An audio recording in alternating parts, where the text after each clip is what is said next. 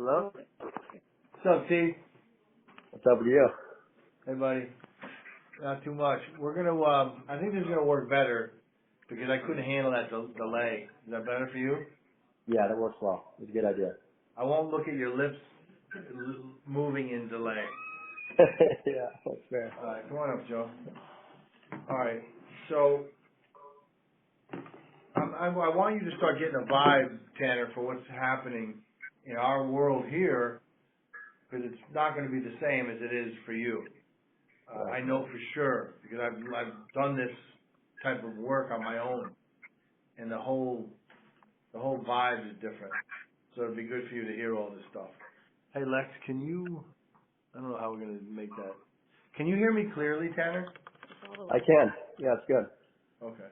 I was gonna turn it down maybe because we're getting that echo. No, leave it now. You guys can hear this okay? Mm-hmm. Okay. All right. First off, is it here? Get rid of that. Yeah, you can turn it down. Let me see if Tanner can still. Tanner, give me a thumbs up if you can still hear me. It's great. Turn it down more. How about now? Yeah, it's good. Okay. All right. So, don't mind me, Lex. I'm just gonna get like. You're good. All right. Bo, will you listen to all the calls, Joe? All right. Jot down for me now. Do you have a paper and pen, Dan? All right. Just take a minute. Tanner, have you listened to all the calls? Have you had a I chance? have. I did, yeah. Jot down a couple thoughts if you can. Just recall the phone calls. One was Moose's initial call to a customer that took 2 minutes. Then he was calling that same customer back on a confirmation day. I helped him, and you might have heard me in the background. I don't know. Then I helped with Rihanna. I thought that was an equity call. Turned out it was just a lead call. First I thought she had a runner. So I said, is that a runner? She said yes. It wasn't a runner. It was just a lead. And then there was Stutz's stuff. Stutz had 2 calls. Well, there was a call from Ronnie originally, right? And then Stutz called it in confirmation day. So jot down a note or 2 on every one of those calls. Could be something small that you identified. Okay? Joe, you got room? You got a pen? All right. Tell me what you learned or what you felt you heard. And there's no right or wrong. I want to get everyone's perspective on how you're feeling, sensing. Zach, you got some stuff on that? I want to know maybe what you identified you want to get better at, what you have to do better with.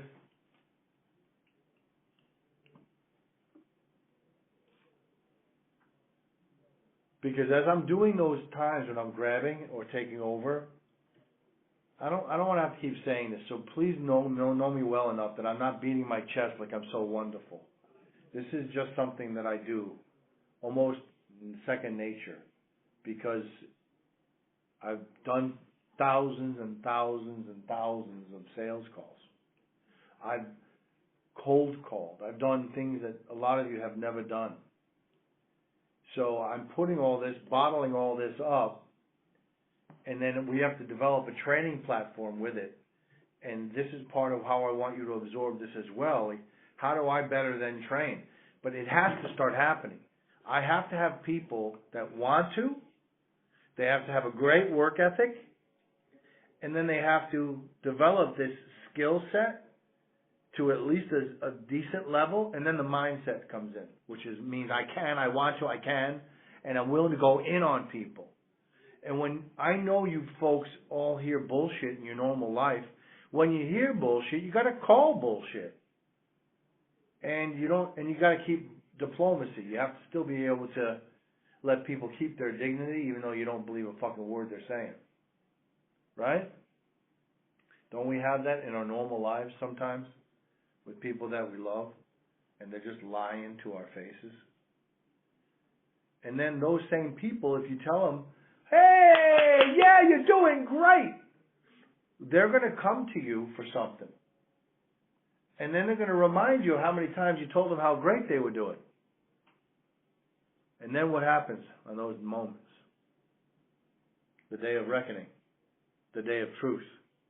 You say, I was lying to you when I told you you were doing great. You guys, everybody understand this? So we have to be able to lay it out there for one another. No more bullshit. That doesn't mean I don't love you. That doesn't mean I don't like you. That doesn't mean I don't find value in you. It just means that there's another step. There's another course to take. And now it's time to start taking that course. Maybe some of the people I'm going to have in these meetings, maybe it's some of you, already have all this. Fine. So I'm just speaking in general terms right now. Everybody got that? Mm-hmm. I'm not looking at any individual. I think I've said that to you before. We've had meetings. Remember, Lex, you were in that original when I'm like, hey, if the shoe fits, wear it. You were in there. You were in there. I'm not looking at anybody. But we have to start somewhere. So let's start with your notes.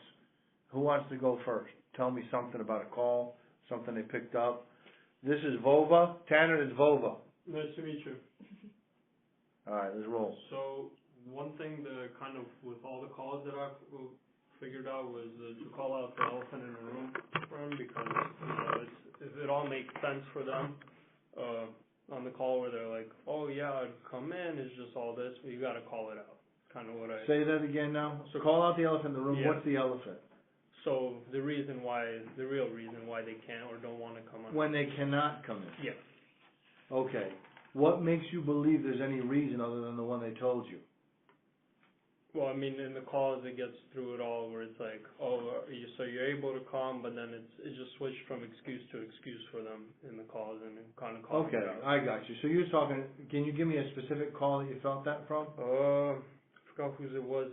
I think it was Moose call where they had the two people on it that kept on going, so it was like, I can't make the 2 o'clock, or then I have to babysit or leave the kid with somebody. It was like a bunch going. Okay, okay. Does everybody remember that confirmation call? Yeah. It was the girl, the woman, Nicole. Mm-hmm. She was, oh, by the way, Tanner, I don't know if you know this. Does everybody know the outcome of that Moose call? Yeah, she purchased. Oh, really? Wow.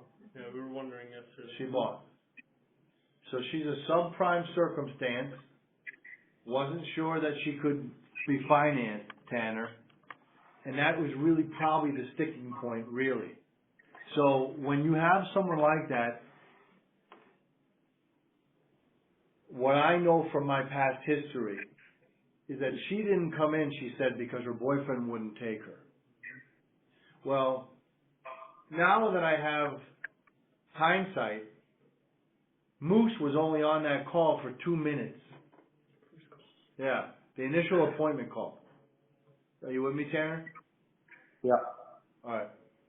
So, what I want everybody in this room to know is that these people get closed, BAM! So hard, like you got to take like 6-10 minutes to say, by the way, Mr. Creel, how you getting here?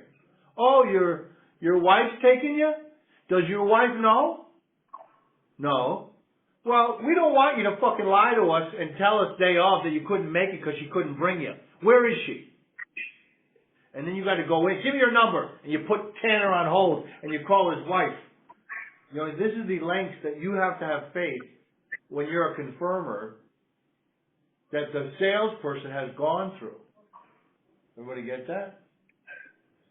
So if we're not all living from this same mindset, then you look at the name of the salesperson when you're confirming, and you see it was Vitor, or you see it was somebody newer. There's a chance in your mind that you might think, oh man, subprime, her ride can't take her, and the salesperson didn't sell it right in the first place. I cannot have that with any of you in this room ever again. There is a paramount skill set that says when someone says, I'm gonna have a ride. Well, in the confirmation, Tanner, Volva, does your ride know they're bringing you Volva? Do they? Yeah. They do. Are they there right now? Yeah. They are. So they know, how do they know that? Right, yeah. No, don't say yeah. How, you're role playing with me right now. Okay. How do they know they're bringing you? They don't. They don't now. Tell them, You yeah. just changed your mind. No, this is a role play. You're on the phone with me. Right now. Okay. So do they know or they don't know, sir? They do. They do. How do they know? I told them. How could you have told them if you and I just set the appointment? Are they listening to us? Right, no, they're not. They're not listening to us. Well, Mr. Volva, respectfully, I'm sure you can, this person loves you, right? You can get them to do just about anything. But I'm going to go talk to the bankers on your behalf. I'm going to stick my neck out, and I'm going to go through some painstaking processes to make sure that you're treated right when you get here, and that you have the best chance. But if by chance this ride falls through for you, like I told you, in subprime lending, they don't just look at credit score. They look at your ability to make, set, and keep an appointment. So if you were to miss this appointment, it could do you more harm in the overall than not setting it at all.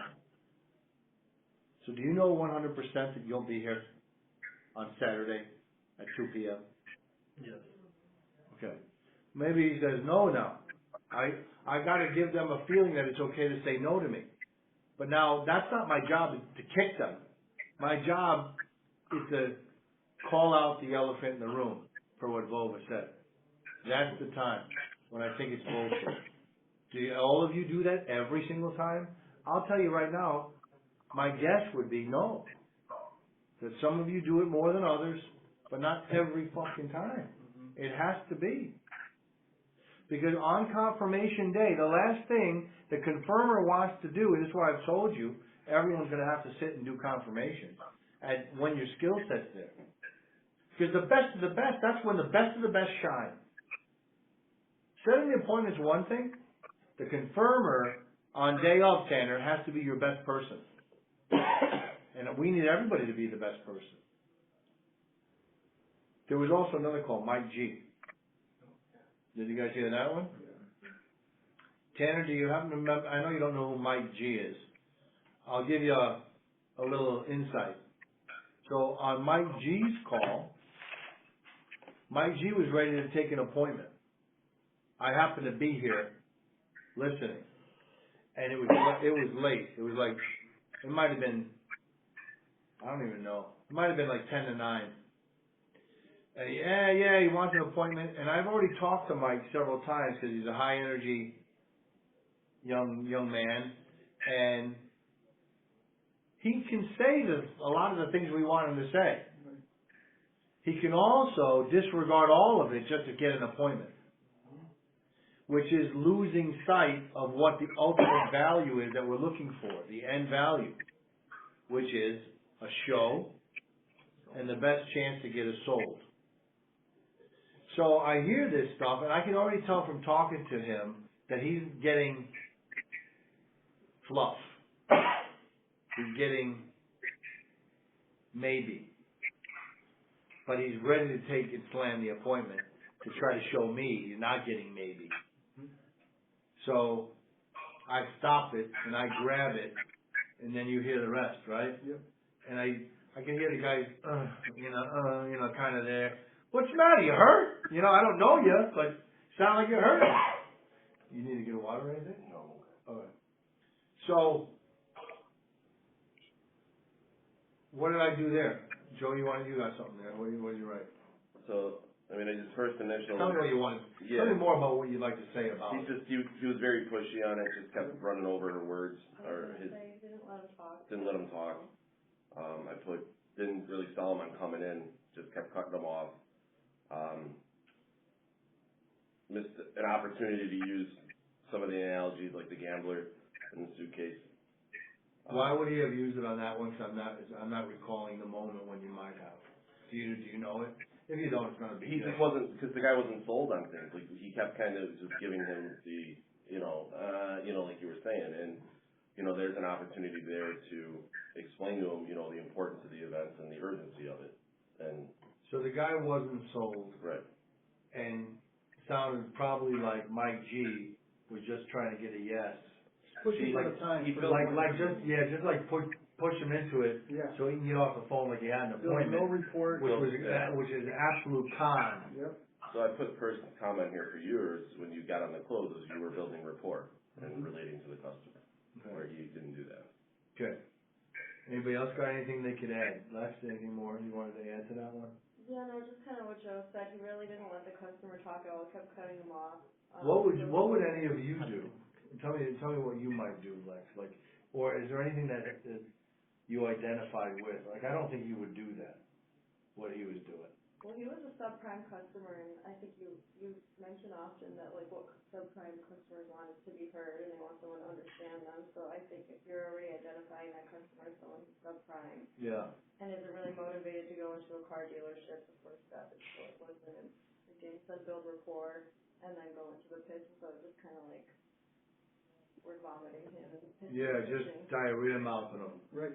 So Lexi said, Tanner, that first off, when you know someone maybe in a little bit of financial hardship, you can't just get yes to death because they're in their minds going, I'm not coming in. I can't afford to come in.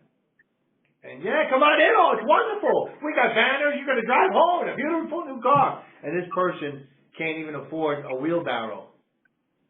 So then you got to know in your mind, you got to sell them on hope. Remember motivation, Tanner? Zach? You got to motivate them over. But not because of all the bells and whistles, but because of what you know they're going through. And you have to be relatable. So what's the best way to be relatable, VJ? I know it's not a great question. Find something similar or something in common about them. Yes, so how would you do that? How did I do it? Well, I did myself before too. Oh yeah, I messed up my lower back. What helped me out with that was stretching and doing this. Yes. And relating to them. Relating to them. Yep. And how do you do that with credit? I used to be in that position myself at one point. Yes, let me tell you my story. I went to a dealership similar like this. They helped me explain the same situation with the lenders that they had. They were willing to help customers out with all types of credit scores. I came in, I gave them a chance, and it ended up being the best car buying experience ever. Perfect. What do we then know? This is all in the script book, Bo. But you have to use it. Tanner, you got it? Once you identify that someone's in hardship financially, you got to go right to the script and just start reading. If you have to say I'm reading, say it. Say, hey, look, I've got this preamble prepared for me because my words aren't strong enough yet from somebody that's lived through this situation. You got a minute? Can I just tell you about this real quick, Joe? Or whatever the guy's name is, or girl. They're going to say, yeah, you built some rapport with them. But you got to use it. You can't just use piecemeal like I would, because I know it. So what's written right now is something that you have to is that you have to use in the way that it is till it becomes you. And it becomes you through understanding. Does that make sense? And then, when this person is BSing you, yeah, I should be able to, wait a minute, you're in a Bolt? Yeah, I'm driving a Bolt. It says here you're renting it. Yeah, I'm renting it. You can't just accept that. But you might not know enough about the world yet. But if this person is calling a Gurney Hyundai, or was it Gurney Hyundai or was it Rosen's? It was Gurney. Gurney Hyundai, for a Bolt, and they're in Chicago, and they're an hour away, does that give you any hint? Tanner, are you picking this up? Can you hear me okay? I have to kind of use all the evidence surrounding this to help understand what the person's objection is going to be on confirmation day. You have to future pace what's going to happen down the road, on confirmation day. That's a big thing, write this down. When you are setting an appointment, you have to set it with an expectation of what might happen on the day of reckoning, on confirmation day. If there's anything that could possibly come up that you haven't addressed, then know that it's your fault if it doesn't show up. Like their ride falling through, or a storm that's coming, or them having second thoughts because they don't believe they can afford to go anyway. When someone like that is telling us their leg hurts, what do I think I'm probably going to hear on confirmation day? Oh, my leg hurt too much. Yes. They're already preparing to miss. This guy's been renting a Volt for a month. Do you know how much that costs? Thousands at that point. Probably at least $1,000 worst case. It's probably at least $400 a week. Right? So 1,500 to 2 G's? And he's renting, why? He wants to see how a Bolt runs? Well then why are you calling Hyundai? So you know it's subprime. So then, once you cut to the mustard, what did I finally say to him? Zach, do you recall? You got any notes there about what your takeaway was for that call? What'd you say? Well, tell me anything that you wanted to say, but then I'll get back to my question. Well, the biggest thing was how you addressed his tone of voice and the words that you used. It wasn't like, it was in an empathetic way instead of you being like, oh, like, are you not believing me? It sounds like you're not believing me, instead of, you know, it wasn't like an F you to him. It was more so trying to understand him. Yeah. And I think in my phone calls, one of the most uncomfortable things to do is to address those elephants. And because I think that's everybody, so I'm glad you're saying it. Isn't this why you don't go in on people? Yeah. It's uncomfortable. Lex, would you say that's for you too? That's fair, Zach. I think that's for everybody. So, continue, I'm sorry. I mean, I think everyone pretty much said it all. That's fine. So what was my question again? Was it something about the job with this whole situation, what he does for a living? I don't remember. With the Bolt, like why he had it for a month? Oh, it was a Bolt? He was calling it a Bolt. Oh, it's a Bolt. Oh. Yeah, he was looking at a It pre-owned is a Bolt. but it was already sold. And then that's why Gallus was pushing him on the Ioniq when you had got on the phone. And what do I care about the fucking car? Yeah, you just This care guy about- just needs help. You said it was a good idea to get into it, like rent a car, see how it is. Yeah, building rapport. Right. Yeah. I would never do that in a million years. Yeah. I know you wouldn't. That's all like that. Yeah. It's really- Actually, I have had that thought. Right. Like I don't need to go buy a Rolls Royce. Maybe I'll get it out of my system by renting it for a month. Smart. You know what I mean? And it'll be done. Cause you'll get bored of it after a month for sure. Well, and it's a depreciating asset. Like, you know, if I got buku bucks, maybe, but go ahead. What were you gonna say? I was gonna say, he mentioned something about, because you did mention if he's renting it for the whole month or something, and then someone was taking care of that, so. Someone was taking care of it for him. Yeah. Correct. Yeah, and I was trying to tie that to his accident, but he said he fell downstairs or something, so. But what I think my question was that when something enters your mind that it's BS, back to what Zach was saying, you could still go in on them, but with empathy, kind of like you're believing it, but then you got to motivate them, as that shouldn't be a reason to stop them. And then finally, I flat out knew I didn't want this guy to drive from where he was to Gurnee. I probably could have gone a lot harder knowing everybody was going to hear it. But I'm at that place in my career where I wouldn't. I know not to. So that's why I then say to him finally, so, you know, we don't want you to miss and blah, blah, blah. Do you really think this is, nah, I probably won't make it. Because I heard it the whole time. Now that's not the job, to just call somebody out and then run. Then you got to resell it. But I wasn't going to resell him because it didn't make any sense because he doesn't have a prayer. That's the other thing. I asked him what he does for a living. He's an entrepreneur. He's an entrepreneur. Supposedly, because he does science. Well, whatever, but whenever somebody telling you they're an entrepreneur, it's like someone telling you they're an actor. It's like, okay, what are you in? Are you acting right now? Yeah, I'm acting like I got money. Right. You know, like, whatever. You gotta just have a feel. But anyway. Okay. Tanner, anything you wanna add to this one? Because otherwise we'll go on. No, I've got nothing for this call. Alright. So, that was the Mike G call. Right. What's our takeaway? Guys, what do I want from you? What do I want from everybody in this room moving forward? Exhausting all options, all efforts.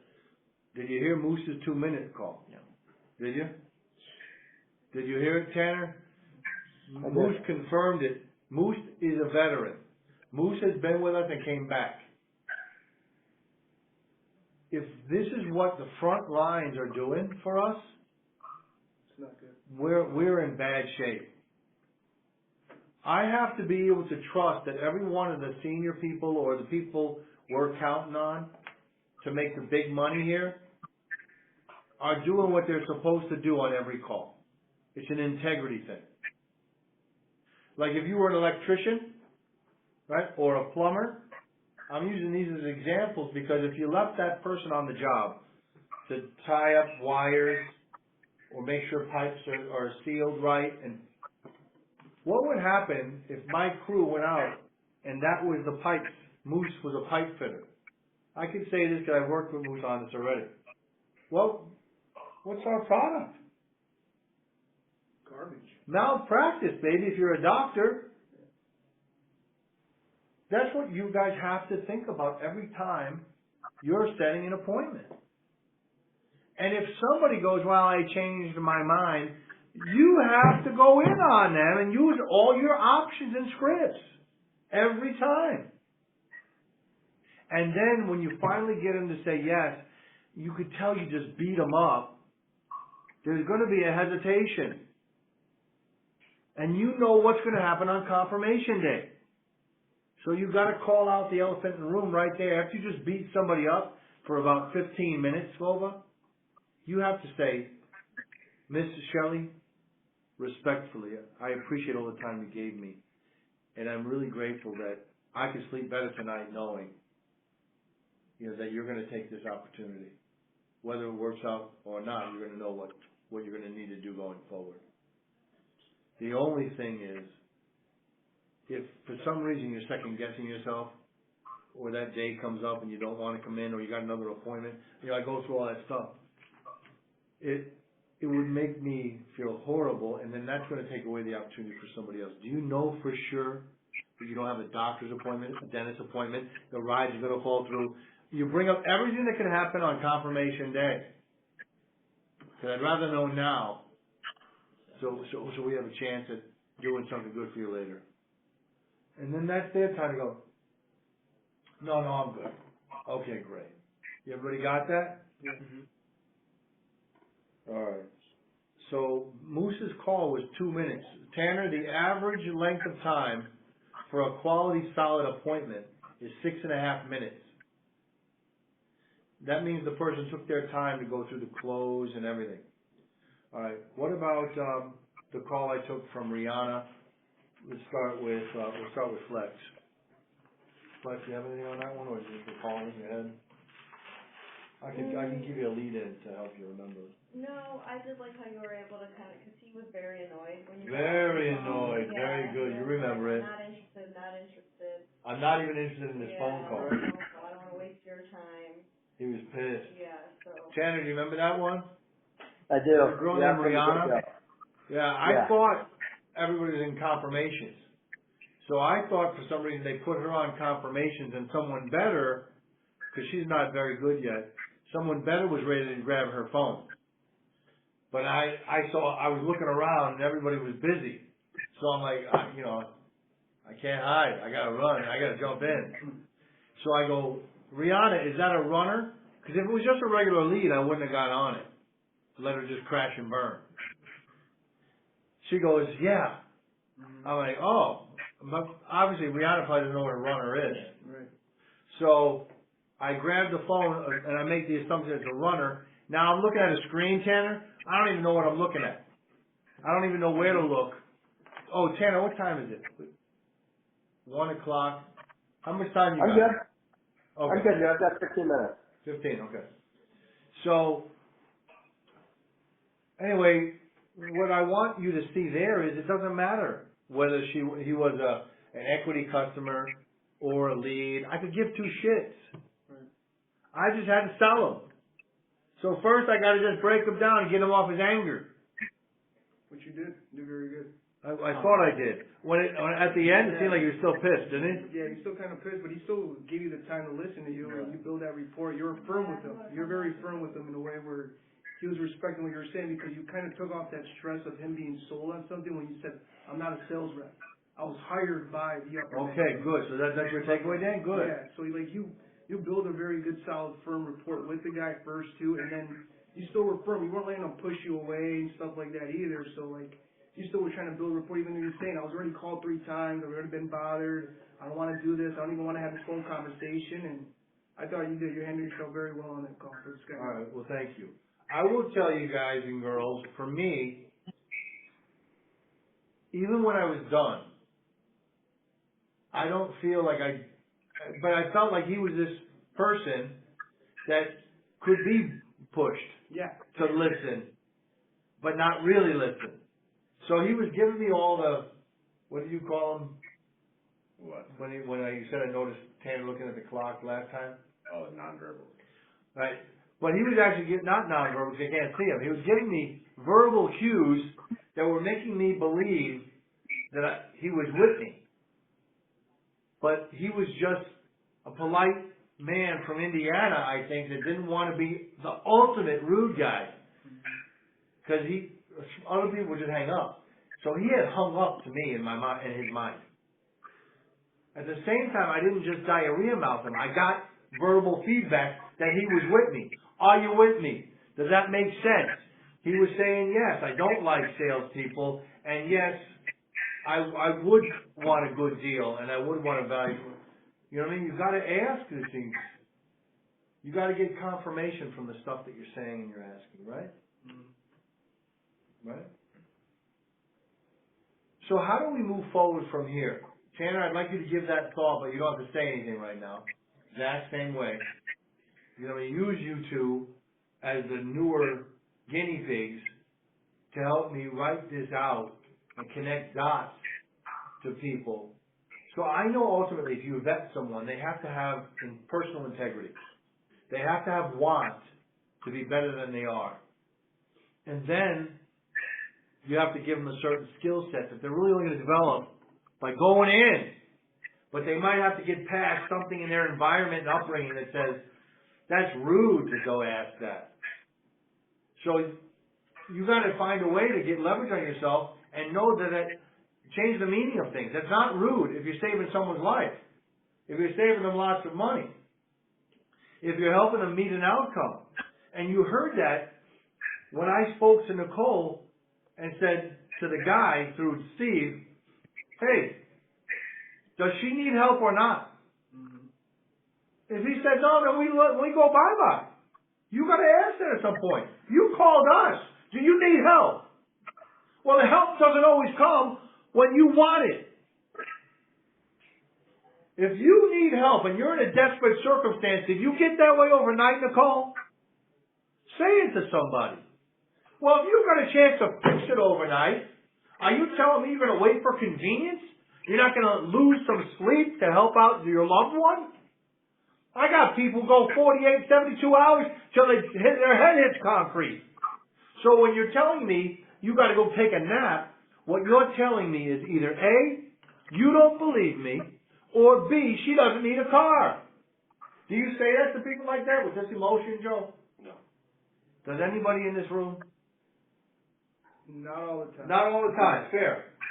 I don't think I would even say it to somebody like this with this emotion. I'm trying to get it across to you guys, right? But you did hear me kind of go that way. And then finally, did you hear what I was saying in the background, BJ?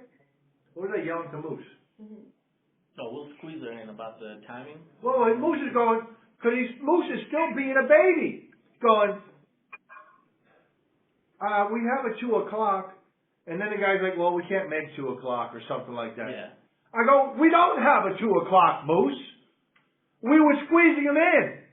What time can he get here? Because I'm going to have to squeeze him in, and I got people online fighting me. Right now, they're beating me to get in here. You know, something like that. And then she got back on the phone. I said, Nicole, do you need help or not?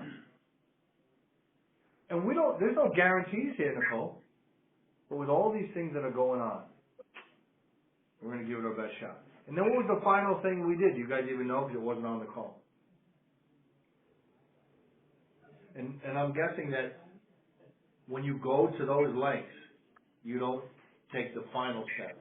The final step, Tanner, is I had them call the dealership to tell the dealership that this person was coming. Because I wanted to make sure she was greeted properly. Because I know, just like on confirmation day, the elephant in the room is, this person maybe is going to back out. Well, the other elephant is, the people at the dealership level will just shit on her when she gets in there. Oh, how you doing? Why you here? You got money? You got good credit? Like, they're idiots. So, we call the dealership and say, hey, this is how you're going to have to deal with this customer. That we had to go through all these hoops to get him there. She's not a great credit score. Do you want her? And you know what that person said? I want her. Commitment. You got it? Guess what? Sold.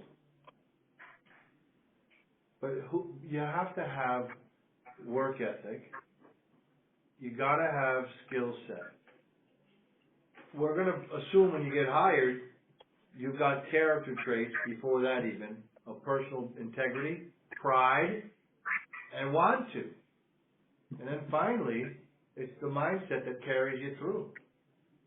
So what do I need? Back to Tanner and Zach. What do we need? Everybody. You can all help. But Tanner, you want to add? What do we need from people? What's your responsibility in California when no one's watching? What is Dave Dini asking you really to do for you? You know, in my mind, it's just committing to this formula. So you talked about personal integrity, desire to grow, work ethic, skill set, and then a mindset that goes in on customers. And like we talked about last week, reminding yourself of that formula before you hit every call. And over time, you know where my head's going. The neuroplasticity is going to wire that process in your brain, and it's going to become your default, way of operating. So it's about ingraining that formula. Absolutely right. That's great. Zach. And then what I got is thriving in uncomfort and like going through the growing pains.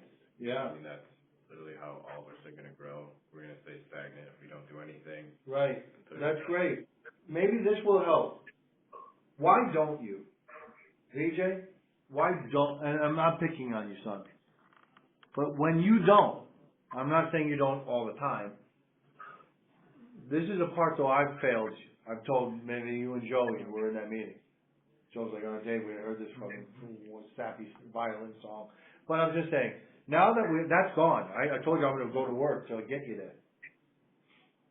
Why don't you, I shouldn't say this, but why won't you? Well, sometimes for me personally, what I feel is like I gauge the vibe what I'm getting with the person. And if it's like a hard or strict no, I feel like even if I dig deeper, it's going to be more harm and they're just going to feel bad or feel like rude, like, why are you forcing me? Yeah. So those ones, I'll be honest, I'll give my one shot. And then if it's like a hard no I'm getting, I'll let them slide. Other people who I'm more friendly with, I can connect with and have more, I'll try going deeper and see what the real cause or root is, and then take it from there. Okay. That's the approach I take, when I'm talking to someone. I'm going to address that because we're here. Joe, you got a thought, but I'm going to hold it. We got a couple minutes left, T. So, Tanner, VJ,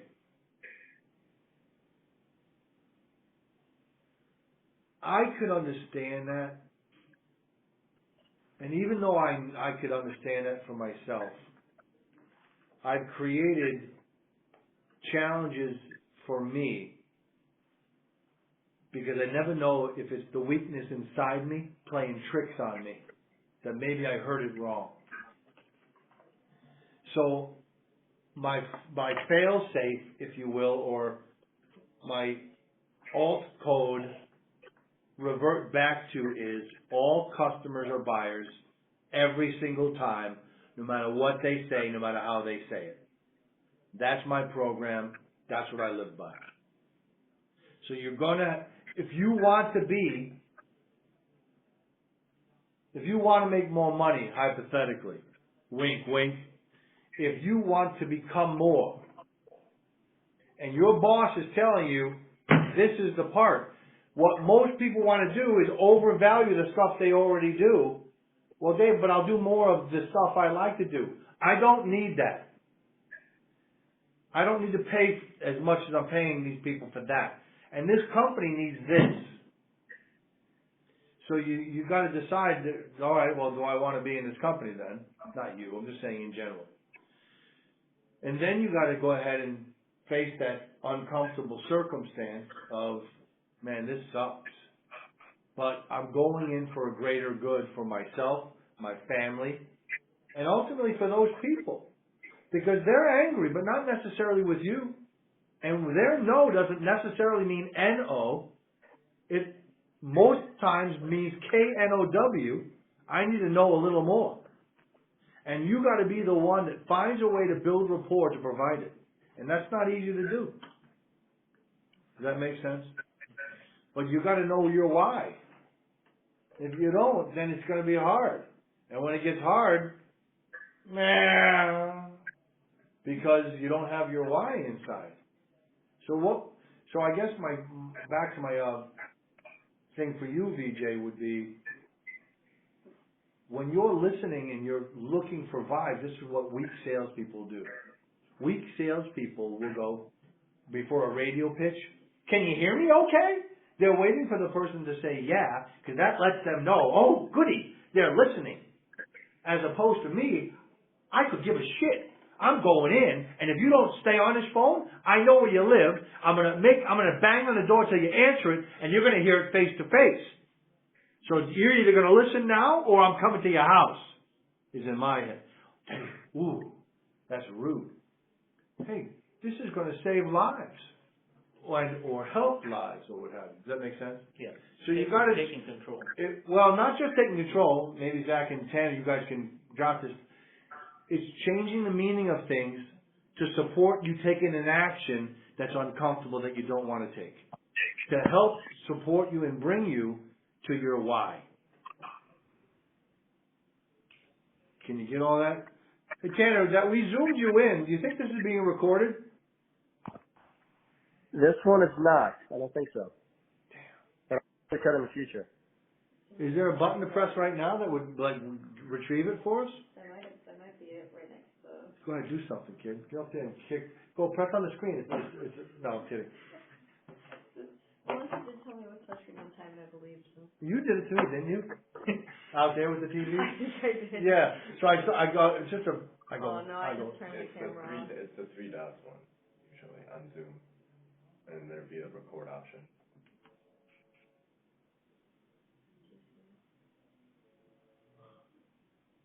Oh, recording unavailable. Yeah. Oh, okay. Well, at least we got it on Vonage.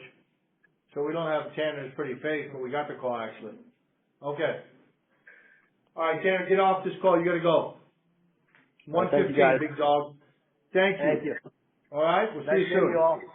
Thanks, man. Nice meeting you. Yeah. All right, so I'm gonna get you guys.